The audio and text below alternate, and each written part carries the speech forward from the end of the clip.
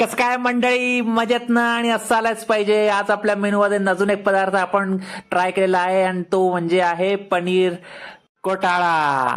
आणि त्यासाठी आपल्याला लागणार आहे 2 टमाटे, 2 कांदे, 1 शिमला आणि थोडीशी कोथिंबीर आणि त्यासोबत दही वाटी सुद्धा. येस. त्यासाठी आपल्याला पॅन मध्ये छोटंसं तेलाचं स्विमिंग पूल तयार करायचं आणि त्यामध्ये टाकणार आहोत आपण मस्त जिरे, कांदा आणि त्यांना मस्त परतून घ्यायचं जोपर्यंत ते लालसर होत नाही तोपर्यंत.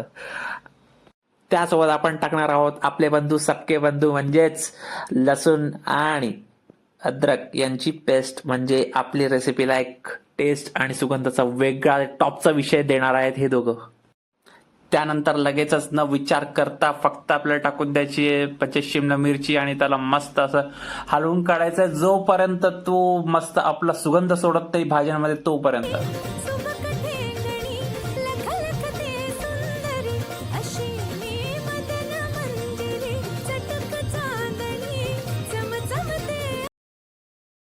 त्यानंतर आता वेळ झालेली आहे पाटील मामांच्या शेतातून आणलेले टमाटे आणि त्या टमाट्यांना मस्त शिजवून घ्यायचं आहे. आणि जर शिजत नसेल तर त्याला फक्त मिठानेच आपण मऊ करू शकतो.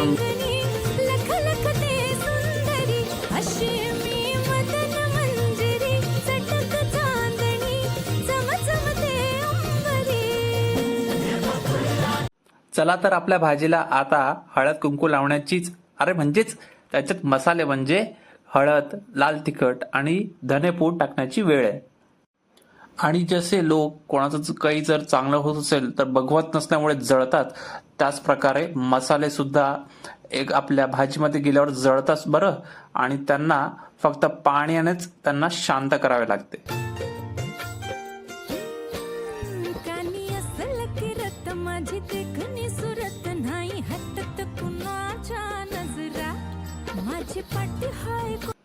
आणि याच भाजीमध्ये आपण माझी एक समवन स्पेशल मैत्रिणीने बनवलेला मसाला सुद्धा घालत आहोत. आता हे आपण जेव्हा भाजी पूर्ण रेडी होईल टेस्ट करू तेव्हाच माहीत पडेल की हा मसाला किती चांगला आहे किंवा नाही. एवढे झाले की त्यानंतर आपल्याला छानपैकी रूम टेम्परेचरवर असलेलं दही घालायचं आहे. दही टाकल्यामुळे त्याला एक क्रीमी आणि रिच कलर येतो. आणि त्याच नंतर आपल्याला त्यामध्ये टाकायची आहे कोथिंबीर, म्हणजे त्याला हिरवागार बेत तयार होणार. त्यासोबत भाजीला सुगंध देण्यासाठी आणि चवीला मात देण्यासाठी अजून एक पदार्थ म्हणजे कसुरी मेथी टाकायची, ज्याच्याने आपला पूर्ण रूमभर सुगंध दरवळणार आहे. आपला आता शेवटचा इन्ग्रेडियंट म्हणजे व्हेज प्राणी मात्रांचा एकमात्र जीव आणि तो म्हणजे पनीर. तो मस्त असा आता आपण किसून टाकणार आहोत आपण आपल्या भाजीमध्ये. आणि हो, नक्कीच यामध्ये कंजूसाई करायची नाही म्हणजे नाही.